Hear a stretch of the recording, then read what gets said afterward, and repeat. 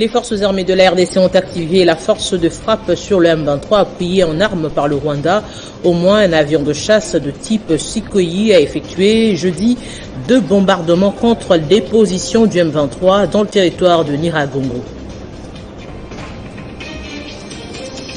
L'Assemblée provinciale du Lualaba autorise au procureur général près la Cour de cassation de poursuivre l'instruction du gouverneur Richard Mouyège. Il est accusé d'avoir mal géré les fonds alloués pour la saison culturelle 2019-2020. Ecobank RDC SA rend le silence et parle d'allégations infondées. Il s'agit des allégations faisant état du scellé et de saisie de son siège de Kinshasa en rapport avec un contentieux judiciaire opposant Moïse Katumbi à Pascal Beveragui. Aucune clause sur le financement des dommages et rien de concluant n'est sorti en bénéfice de la RDC. Nous parlons de la COP27 qui s'est clôturée ce vendredi. Des questions continuent de se poser sur la promesse des pays pollueurs et sur le respect de leur engagement. Le journal sur Télé 50, bienvenue à la grande édition. Des tirs à l'arme lourde et légère s'y ont fait entendre ce vendredi sur les lignes des fronts de l'axe Binza, territoire de Rutshuru. Les forces armées de la RDC ont activé plutôt la force de frappe sur le M23 appuyé en armes par le Rwanda. Des détonations ont été entendues jusqu'au camp des déplacés des Kunyarushinya à environ 10 km de la capitale du Nord Kivu. Selon plusieurs sources sécuritaires, au moins un avion de chasse de type Sukhoi a effectué jeudi 2 bombardements contre les positions du M23 dans le territoire de Nyiragongo. Les femmes des différentes confessions religieuses étaient rassemblées par la gouverneure du Lualaba, Fifi Masuka, qui les ont entretenues sur la marche et la prière prévue pour ce samedi en soutien au FRDC, forces armées de la RDC et au chef de l'État. Elle appelle à l'éveil spirituel pour combattre cette énième agression imposée par le Rwanda. Je sais que vous priez beaucoup. Nous prions beaucoup. Nous avons fait tomber des montagnes de maladies dans nos familles, des montagnes de problèmes dans nos familles. Et nous sortons toujours vainqueurs par le sang du Christ. Et je sais que nous allons sortir vainqueurs. Je sais que nos vaillants soldats vont sortir vainqueurs. Que samedi, nous puissions montrer aux yeux du monde entier que le Lualaba est derrière ces enfants de FRDC. Le Lualaba est derrière leur chef de l'État qui ne dort pas. Président de la République anapika magoti tunamona anasema Mungu, je laisse entre tes mains la RDC. Je ne pense pas que c'est Dieu qui est en train de remonter. Non, je pense que Dieu à qui il avait confié la RDC va s'élever et il va s'élever dans nous tous pour que nous, par les prières, nous puissions combattre l'ennemi. Les larmes dans les yeux, des cœurs qui fait mal pour le maman que moi je vois chaque jour, que nous puissions ensemble prier pour ce moment, marcher et dire non à l'agression de la RDC, non à la balkanisation de notre pays et le soutien total au chef de l'État ainsi qu'à nos vaillants soldats qui sont en train de mourir chaque instant pour que nous puissions être en train de marcher et venir ici, se mettre debout parler. Je le disais en titre, l'Assemblée provinciale du Lualaba vient de signer 2 résolutions. La première est celle qui autorise au procureur général près la Cour de cassation de poursuivre l'instruction du gouverneur Richard Mouyège. Quant à la deuxième résolution, elle autorise au même procureur d'ouvrir une instruction à charge de la députée provinciale Louise Mwelechi. Ceci fait suite aux 2 réquisitoires que le procureur général a envoyés à l'Assemblée provinciale du Lualaba. Richard Mouyège est accusé d'avoir mal géré les fonds alloués à la saison culturelle 2019-2020. À cette époque, la députée était ministre provinciale de l'Agriculture. L'honorable président de l'Assemblée provinciale du Lualaba, Louis Kamoni Tumbu, a ainsi présenté les 2 réquisitoires émanant du procureur près la Cour de cassation à l'Assemblée plénière. Il ressort que 2 personnalités de la province sont concernées par ces missives venant de la capitale. Il s'agit du gouverneur Richard Mouyej Manguez-Mons et de la députée provinciale, l'honorable Louise Mwelechi. C'est ainsi qu'un vote a eu lieu au cours de la plénière pour autoriser ou pas le procureur général de poursuivre son instruction. Sur 20 députés présents, 16 ont voté par oui, 3 par non et 1 bulletin vierge en ce qui concerne le cas du gouverneur Richard Mouyej. Idem pour la députée provinciale, l'honorable Louise Mwelechi. À cet effet, 2 résolutions ont été votées, adoptées et lues sur le champ par le rapporteur Gaston Mouchid. L'Assemblée plénière autorise Monsieur le procureur général près la Cour de cassation de poursuivre Monsieur Richard Mouyej Manguez-Mons, gouverneur des provinces. L'Assemblée plénière autorise à Monsieur le procureur général près la Cour de cassation de procéder à l'instruction du dossier ouvert à charge de l'honorable Ilunga Mwelechi Louise, ancien ministre provincial de l'Agriculture, Pêche et Élevage. Le gouverneur Richard Mouyej est accusé d'avoir mal géré les fonds alloués pour la saison culturelle 2019-2020 à la ferme Morikita. Quant à la députée provinciale, elle occupait le poste de ministre provincial de l'Agriculture, Pêche et Élevage à cette époque-là et son instruction est ainsi ouverte. Marche anti-occupation rwandaise organisée à Lubumbashi sur initiative du gouverneur Jacques Kabula. La fondation katangaise qui a pris part active à cette activité citoyenne a dit non à la balkanisation de la RDC dans sa partie Est.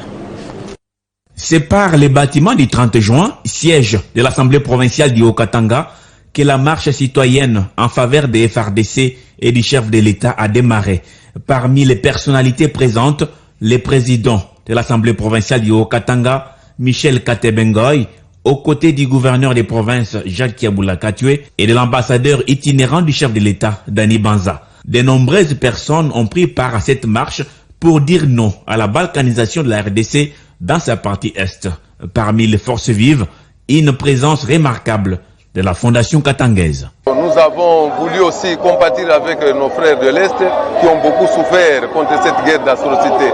Alors nous voulons dire non et nous voulons soutenir le gouvernement, notre gouvernement congolais, pour que la paix puisse régner et que l'intégrité du territoire puisse être sauvegardée. En plus de ça, nous voulons aussi donner un réconfort à nos FARDC qui sont au four et au moulin.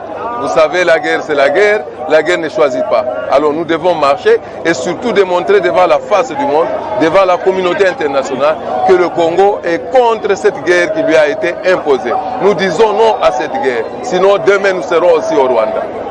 Les traîtres, ce n'est pas nous qui allons peut-être les punir, il n'y a que Dieu qui pourra les punir. Les traîtres restent les traîtres, mais nous allons avancer. Cette marche a eu pour point de chute la grande place de la Poste. Ici, un appel de fonds en faveur des vaillants soldats a été lancé.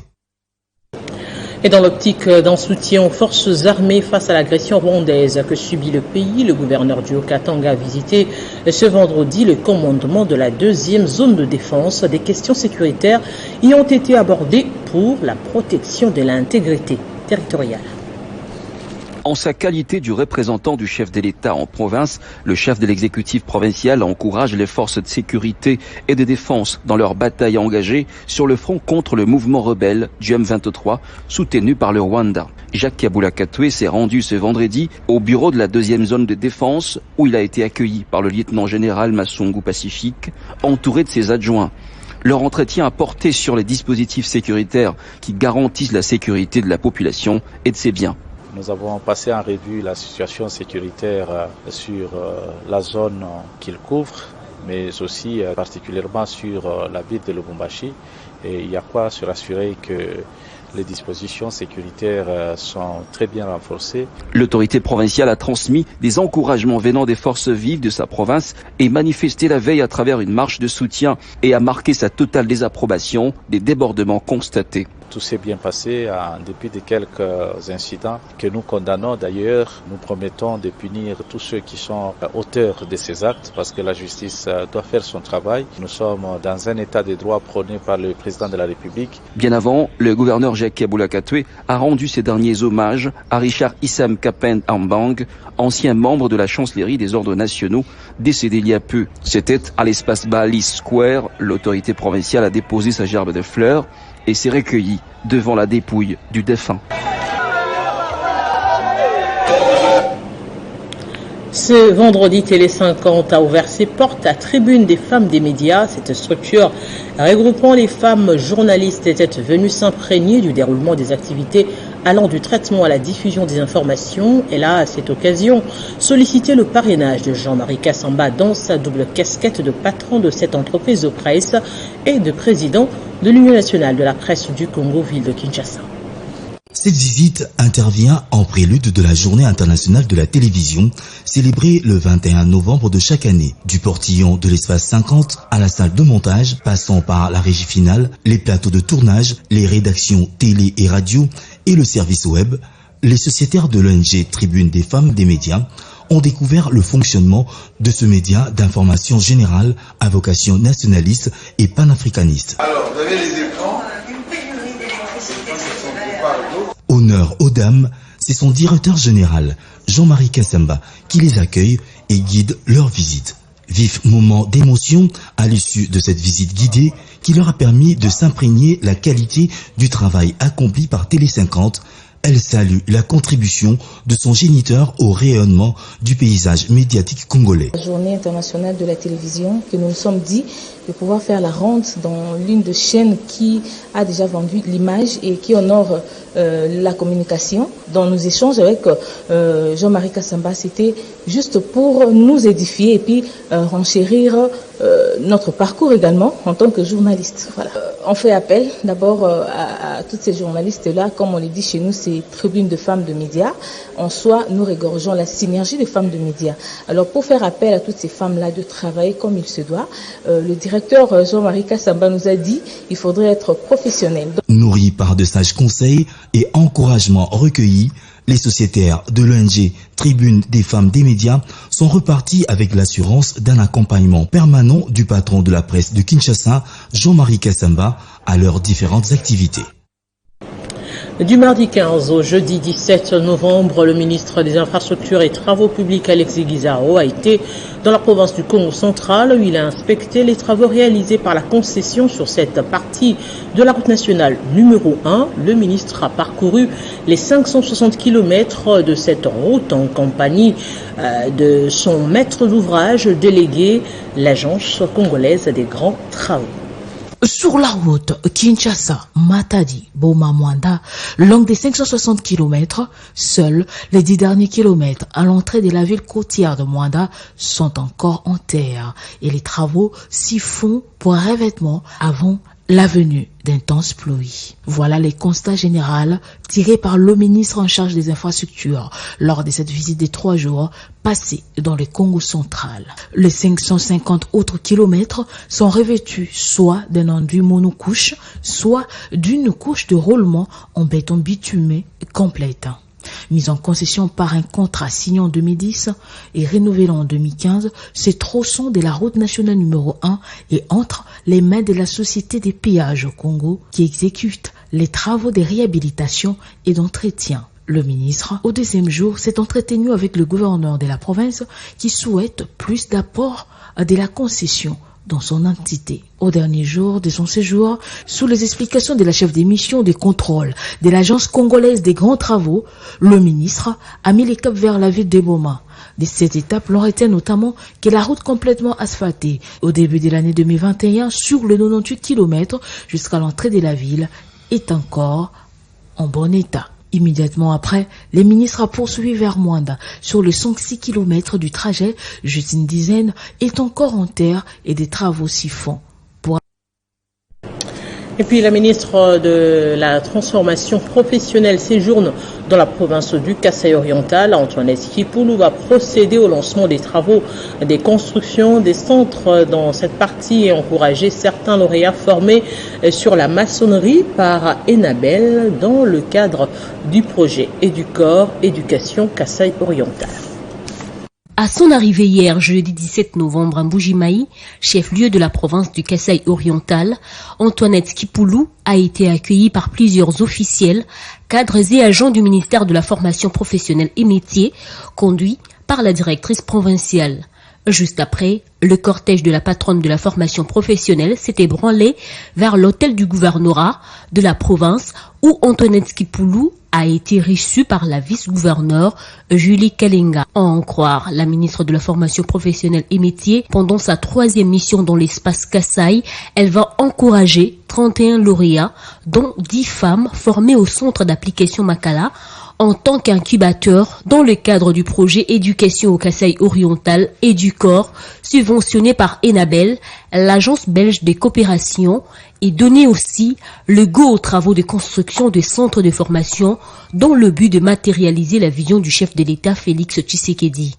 Les programmes qui arrivent à son terme visent à améliorer les cadres institutionnels en incluant une grande proportion de filles afin qu'elles reçoivent une formation pertinente et de qualité devant les conduire à l'insertion des socio-professionnels.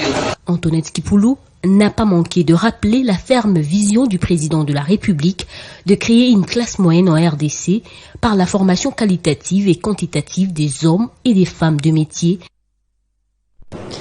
Et face aux allégations faisant état du scellé et de saisie de son siège de Kinshasa en rapport avec un contentieux judiciaire opposant Moïse Katumbi à Pascal Beveragui, Ecobank RDCSA rend le silence dans un communiqué de presse publié à ce sujet. Ecobank RDCSA parle d'allégations infondées.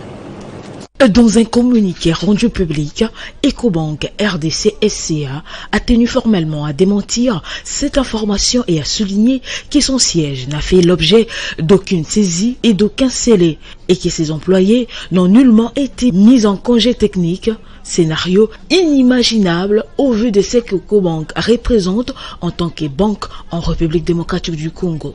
La source indique que le siège de la banque ainsi que les agences d'Ecobank RDC SCA sont opérationnelles et accueillent sa clientèle comme à l'accoutumée.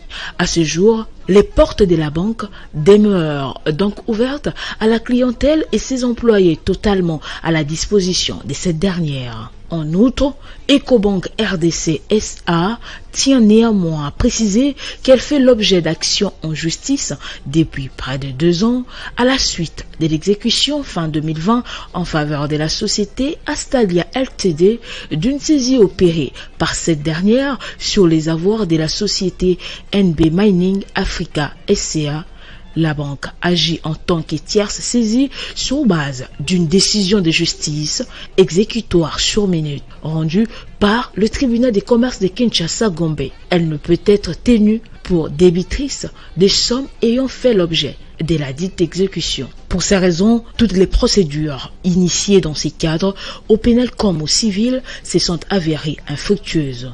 À ce jour, Ecobank RDC SA et ses conseils entreprennent toutes les actions nécessaires afin que la banque soit mise hors cause par la justice dans cette affaire dans laquelle elle est totalement tierce. Ecobank indique aussi qu'elle réserve néanmoins le droit de saisir les instances habilitées pour réparation de tout préjudice subi à la suite des déclarations malveillantes et infondées qui pourraient être faites à ce sujet.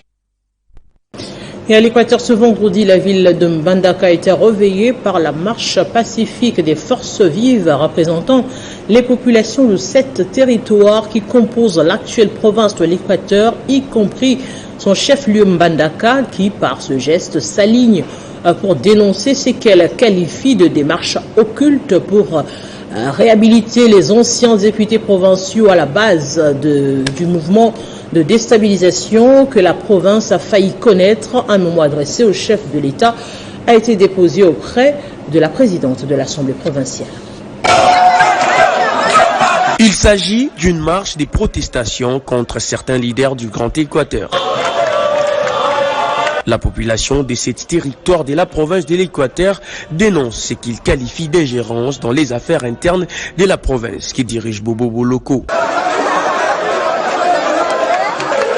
Scandant des chants des protestations, elle est allée soumettre ses inquiétudes à l'Assemblée provinciale pour la tenue de la conférence des gouverneurs comme prévu en décembre. Toboy Mobulu awa. Tosengi na chef de l'État asa la préparatif na malembe ya na Équateur. Balingi batu ya Mobulu na Équateur. Pe chef de l'État azo ba précaution avant de sa ministre na Kinshasa. La présidente de l'Assemblée provinciale qui appelle au calme promet de rendre compte à qui des droits. Toyoki, chef de l'État, Azako Bundapo, qui met kota na mboka, pe misala développement kota na mboka.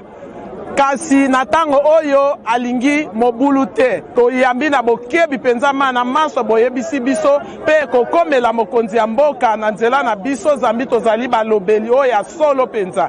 Pour l'air, tout ce qui souhaitent les Équatoriens, c'est que chaque leader s'occupe des problèmes de sa province respective et de laisser Mbandaka tranquille.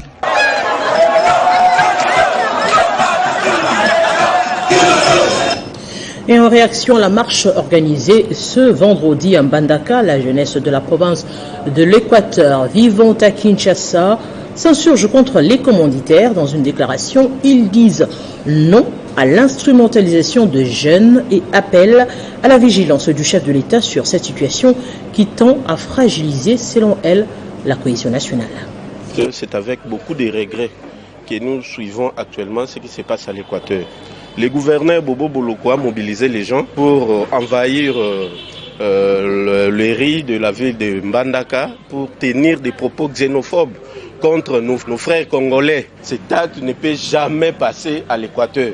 Nous sommes un comme prône le chef de l'État. Le chef de l'État condamne le tribalisme et nous, à l'Équateur, on ne peut jamais autoriser le tribalisme bas son plein sous la bénédiction du gouverneur de la province.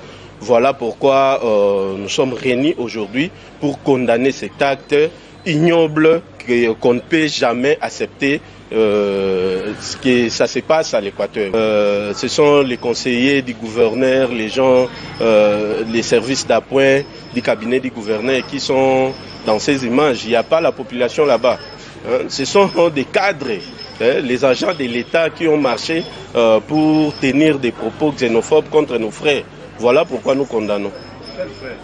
Nos frères, il y a Jean-Lycée Boussa, il y a Vepem Liaou, et puis Guy Luando, ce sont des Congolais.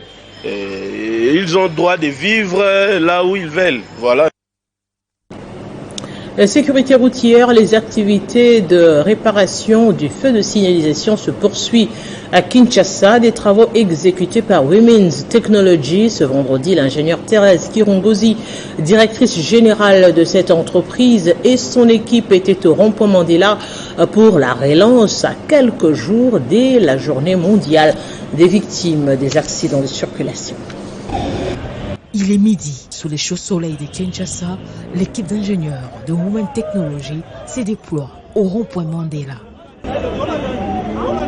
Il relance des travaux de réparation de feux de signalisation longtemps endommagés. C'est pour répondre aux activités qu'on a commencées au niveau de Batete, là, c'est-à-dire que le gouvernement a disposé le moyen pour que nous arrivions à réparer le feu de signalisation. Vous savez que le feu là, ça fait plus de 7 ans que c'était hors service. Grâce à la technologie et nous-mêmes, Women's Technology, nous avons arrivé à mettre sur place, c'est-à-dire que nous avons quitté le système de câblage de l'armoire de contrôle. Et si vous voyez que nous sommes là en train d'installer, c'est pour que le feu de signalisation fonctionne avec le système de transmission de data. L'autonomie ne posera plus problème. Le courant alternatif est remplacé par le courant continu. Nous avons résolu ce problème en mettant le courant continu, c'est-à-dire désormais le feu de signalisation fonctionne avec des panneaux solaires et de batteries. Et deuxième point, c'est la transmission, ça se fait à temps réel. la transmission des datas, ça se fait en temps réel. Et puis, on a quitté le système de l'armoire de... Dans la province du Kasaï, à Chikapa, la division provinciale de la santé organise une session de formation de 6 jours à l'intention des prestataires en soins complets d'avortement centrés sur la femme. L'objectif principal est de lutter contre les avortements clandestins ou à risque et diminuer la mortalité maternelle. Cette formation est appuyée par l'ONG internationale IPAS. Cette session de dissémination des indicateurs de la santé de la reproduction et la formation des prestataires en soins complets d'avortement centrés sur la femme est organisée à Chikapa par la division provinciale de la santé pour répondre aux plaidoyers menés par le gouverneur de la province du Kasaï sur l'accompagnement de son entité dans l'amélioration de la santé sexuelle et reproductive des filles et des femmes. Ces assises ont eu lieu grâce à l'appui technique et financier de l'ONG internationale IPAS sous fonds WICH. Nous sommes confiants que les activités se passent dans de très bonnes conditions et nous remercions les autorités de la province pour cette opportunité qui nous est offerte à partager les informations sur le protocole de Maputo, à disséminer les normes et directives de soins complets d'avortement et disséminer les indicateurs de soins complets d'avortement récemment adoptés par les niveaux nationaux. Les avortements clandestins constituent l'une des causes majeures de la mortalité maternelle.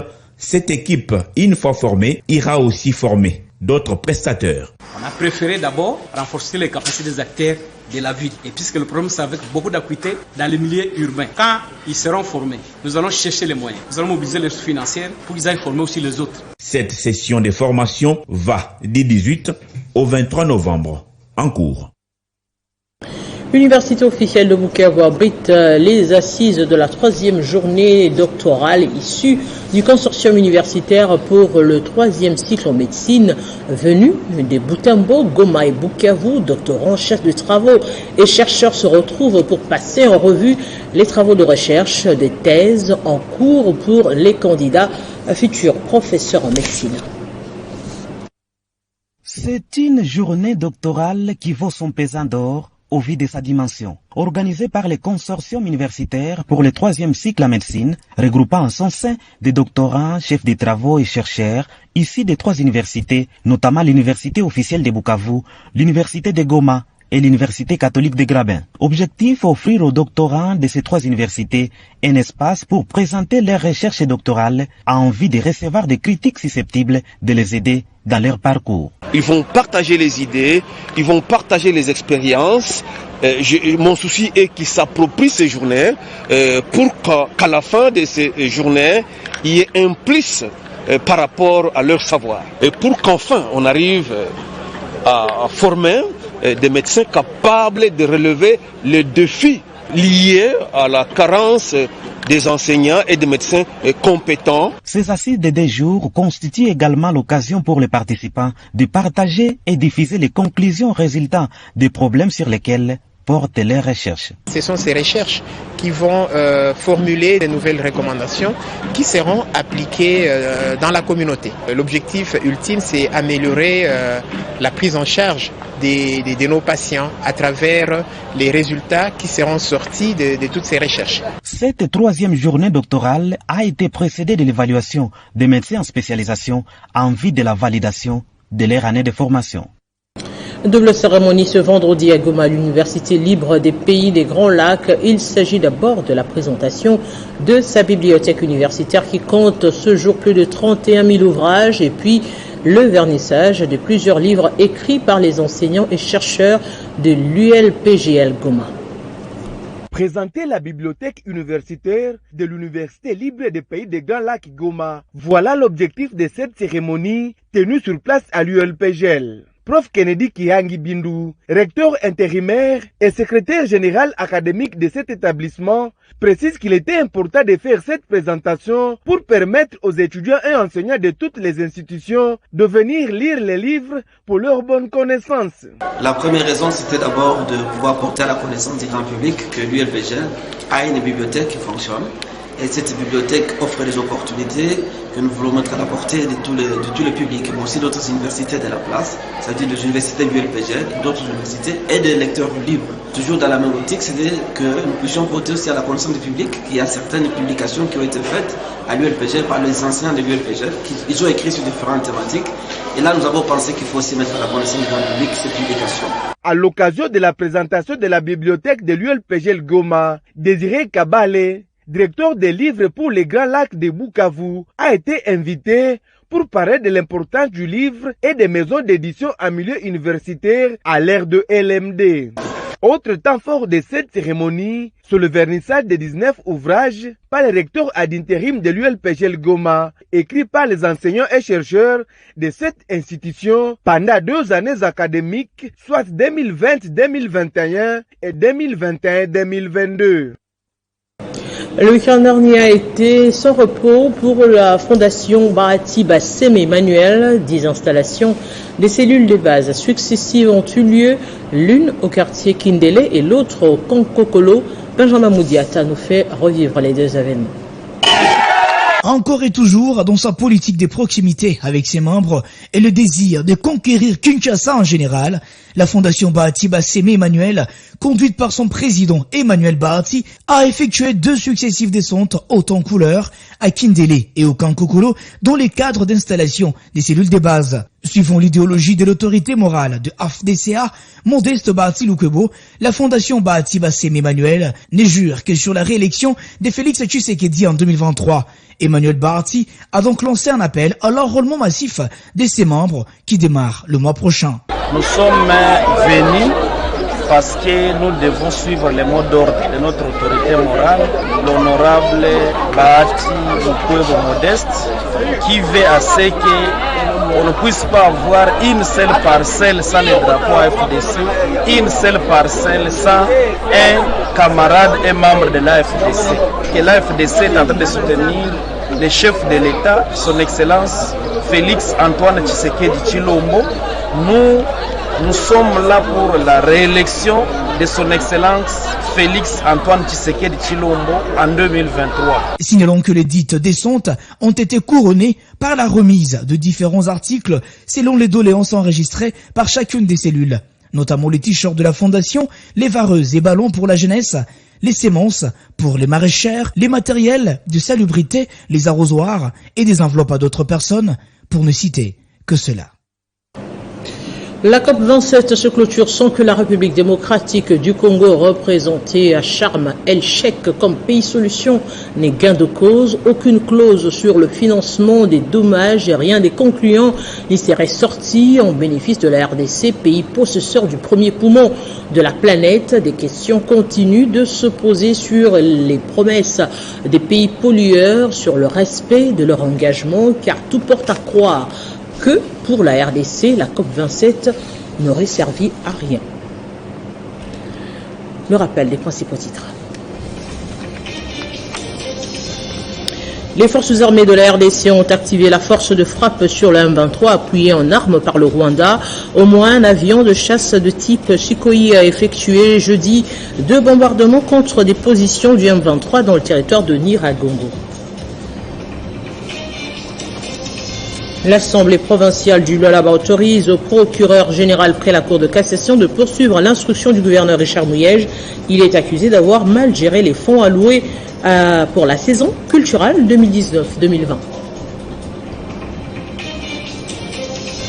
Ecobank RDC SA rend le silence et parle d'allégations infondées. Il s'agit des allégations faisant état du scellé et de saisie de son siège de Kinshasa en rapport avec un contentieux judiciaire opposant Moïse Katumbi à Pascal Beviragi. Et aucune clause sur le financement des dommages et rien des concluants n'est sorti en bénéfice de la RDC. Nous parlons de la COP27 qui s'est clôturée ce vendredi. Des questions continuent de se poser sur la promesse des pays pollueurs et sur le respect de leur engagement. Mesdames, Messieurs, ce journal est terminé. Merci à vous de l'avoir suivi.